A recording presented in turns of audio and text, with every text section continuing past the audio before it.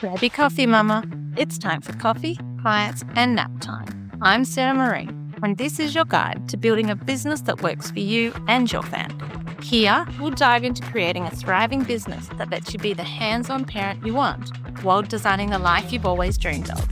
So if you're ready to balance business success with family life and make it all work in a way that feels right for you, then let's dive in.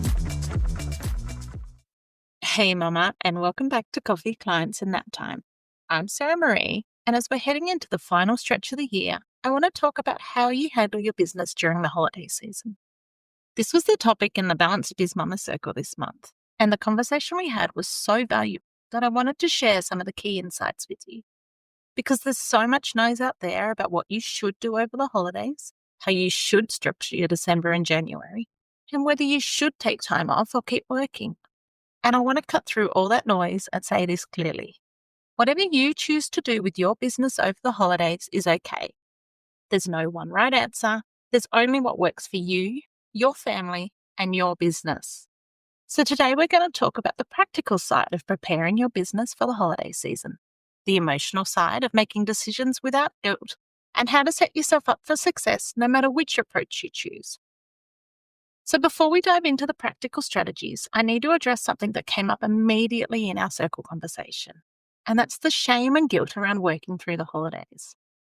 There's so much messaging out there, purely from online coaches and business gurus, about how you should completely unplug over the December-January season, how you should close your business, take a proper break, spend all your time with your family. And if you don't, well then somehow you're doing it wrong or you've built your business incorrectly.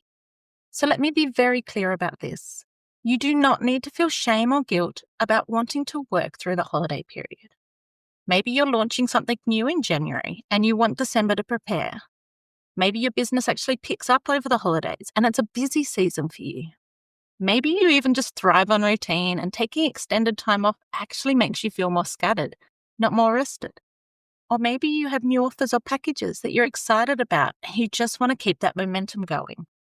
All of these are really valid reasons to work through December and January. It's your business, so it's your choice. But here's the other side of it, and this is equally as important. If you do choose to work through the holidays, I want you to also make space to appreciate the fleeting family moments during Christmas. Our children are only young ones, and these holiday seasons go by so quickly.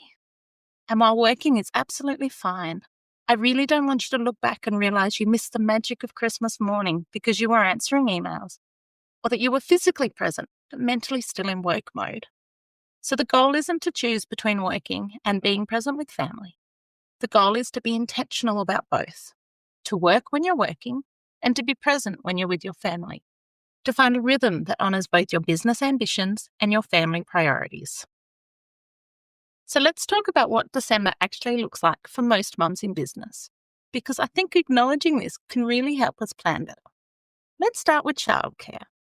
If you have children in daycare or outside school hours care, you're likely still paying for those spots through December, even if the centres are closed for some of those days.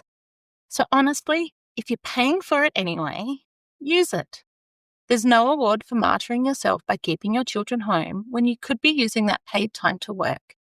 And honestly, if your partner is working through the holidays, having your children in their regular care routine might be better for everyone than trying to juggle work calls with kids at home. One of our circle members was feeling uncertain about whether to keep her child in daycare over the holidays, especially since her partner would be working. The advice from the group was unanimous. If you're paying for it, use it. If you need the work time, take it without guilt. But also, start planning now for the days when childcare isn't available. Reach out to family members now to see who might be available to spend time with your children during the holiday period. Don't wait until the week before Christmas to try to organise help. Secure those commitments early so you know your actual working capacity. And then the next part's the client expectations, because not all of your clients will be taking the same time off as you. Some might work right through December, others might close from mid-December through to mid-January. Your job is to communicate clearly about your availability so no one is caught off guard. And really, the key here is early communication. Ideally, aim for at least 6 weeks' notice about any planned unavailability. So if you're planning to close or be unavailable from late December, you should be communicating that to clients by mid-November at the latest. This gives your clients time to organise any deliverables they may need from you before your break, to adjust their own timelines, and to make alternate arrangements if needed.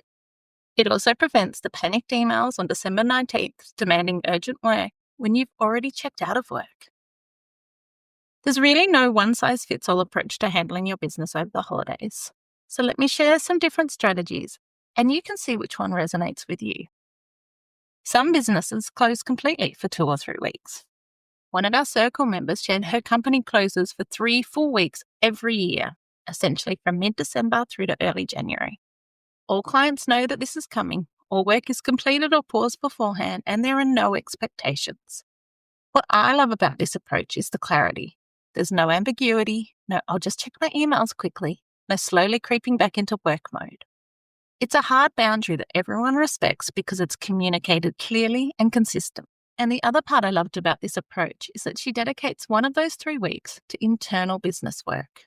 Not client work, but updating her systems, reviewing the past year, planning for the new year, and tidying up her processes. This gives a gentle re-entry into work mode without the pressure of the client deliverables. Other businesses may stay open but work reduced hours. So maybe you're available for existing clients but not taking on any new projects. Maybe you're working mornings only or 3 days a week instead of 5. Maybe you're handling urgent requests but not the routine work. This approach works well if you have retainer clients who need ongoing support or if your business genuinely picks up over the holidays. Just make sure you're clear about what reduced hours actually mean, both for yourself and for your clients. Some businesses close for clients but work on business development.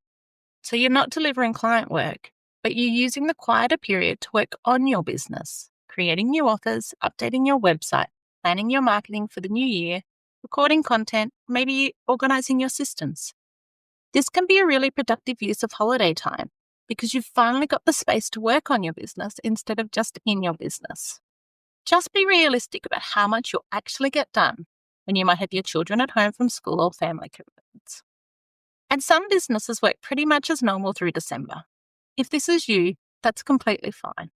Just make sure it's a conscious choice, not a default because you haven't planned otherwise. And make sure you're building in some actual rest and family time, even if you're not taking weeks off. All right, let's get tactical about how you can communicate your holiday plans to clients, because this is where a lot of stress can be prevented. Let's start with your ongoing clients. The retainer clients, the regular monthly clients, anyone who expects consistent availability from you. These are the people who need the most notice and the clearest communication.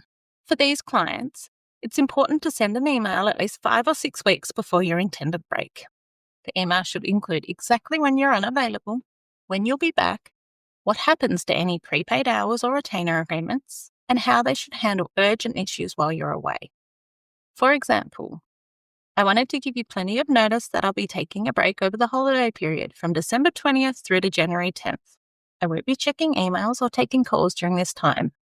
Any unused retainer hours from December will roll over into January, and your regular invoicing schedule won't change. If you have any urgent needs before I go, please let me know by December 13th so we can prioritize accordingly. Notice what that email does. It gives specific dates, sets clear boundaries about availability, addresses the practical questions about their retainers, and gives them a deadline for getting things sorted before you leave. Now, for project-based clients, it's important to build holiday closures into your project timelines from the start. So if someone approaches you in November for a project, be upfront. I can definitely help with this. Here's my timeline. We'll start immediately, have first draft to you by December 10th, and complete revisions by January 15th, as I'm taking a break from December 20 through to January 10th. Setting these expectations from the beginning prevents clients from being blindsided and allows them to decide if your timeline works to their needs. One thing that came up in our circle conversation was the tendency to take on too much going into the holiday period. Maybe you're excited about new offers, or you want to end the year strong, and you see December as an opportunity to make one last push before the new year. But here's my advice. Only pick 1 or 2 priorities maximum for December. Not 5, certainly not 10. Just 1 or 2 things that you're going to focus on. Maybe it's wrapping up existing client projects beautifully so you can start January fresh. Maybe it's launching one new offer that you're genuinely excited about. Maybe it's getting your systems and processes documented so they're ready for the new year.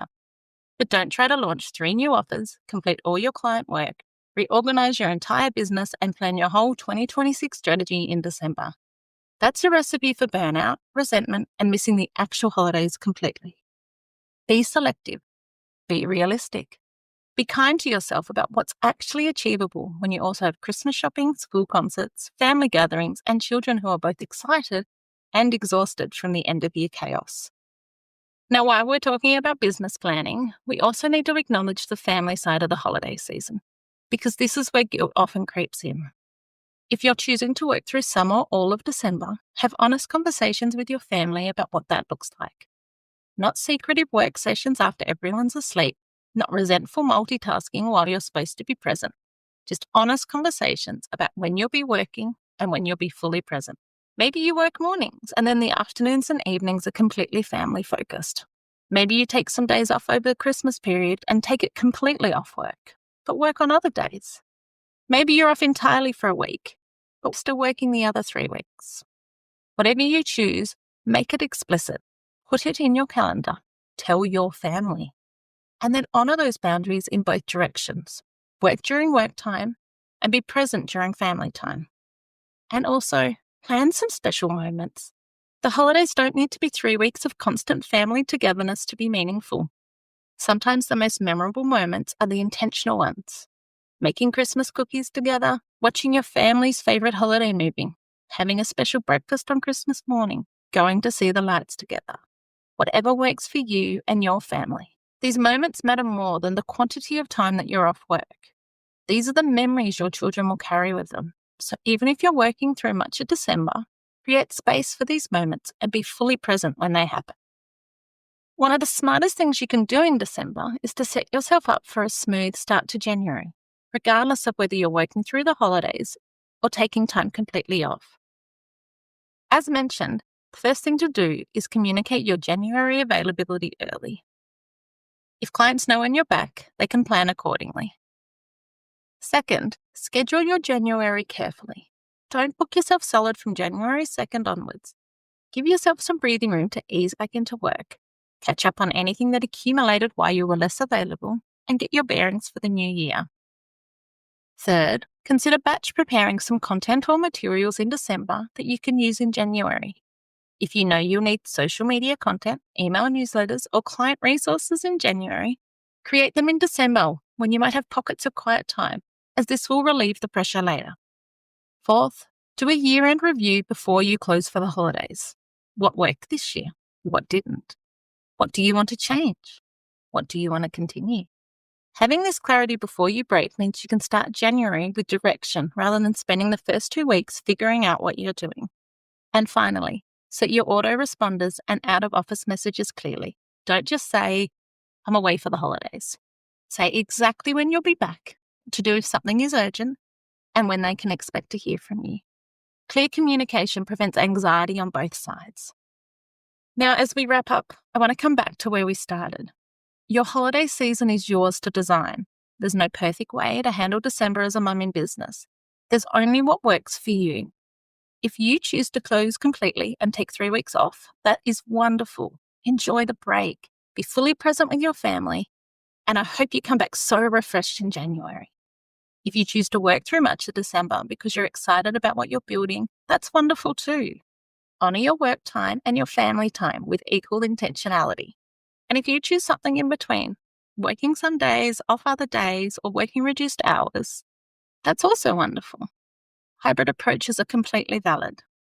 What matters is that you're making a conscious choice rather than defaulting to chaos, that you're communicating clearly with your clients, that you're being realistic about your capacity, and that you're making space for the moments that matter with your family, even if that space looks different to someone else's version of the holidays. The online business world has a lot of shoulds about December and January. You should unplug completely. You should hustle through the holidays. You should launch in January. You should take time to rest. You should. But actually, you should do what makes sense for your business, your family, and your own well-being. And that might look different from what you see other people doing. And that's not just okay, that's exactly right. So if this episode helped you think about your holiday plans, I would love to hear from you. Send me a DM at BalancedBizMama and tell me, what's your plan for the holiday season? Are you closing, working, or somewhere in between? And if you want ongoing support with this kind of business planning, the kind where we talk about real life, real challenges, and real solutions without judgment, come join us in the Balanced Biz Mama Circle. Next month, we're planning for 2026, and it's not to be missed. So remember, Mama, there's no right way to handle the holiday season in your business. There's only your way, based on your family, your business, and your priorities. Don't let anyone make you feel guilty for working if that's what works for you. Don't let anyone make you feel guilty for taking time off if that's what you need. And don't let the noise from the online business world tell you there's only one acceptable approach. You get to design your holiday season. You get to choose your priorities, and you get to decide what balance looks like for you. So make your plan, communicate it clearly, and then trust that you've made the right choice for your circumstances. Because you have. So until next time, plan intentionally, communicate clearly, and remember, you've got this. Thanks for joining me on Coffee, Clients, and Nap Time. If you've enjoyed today's episode, don't forget to subscribe, leave a review, and share it with another mum who's ready to build their dream life. You can also join our Facebook page or Instagram to stay connected every day of the week. The link is in the show notes. Just remember, you've got this, and I'm here to help every step of the way.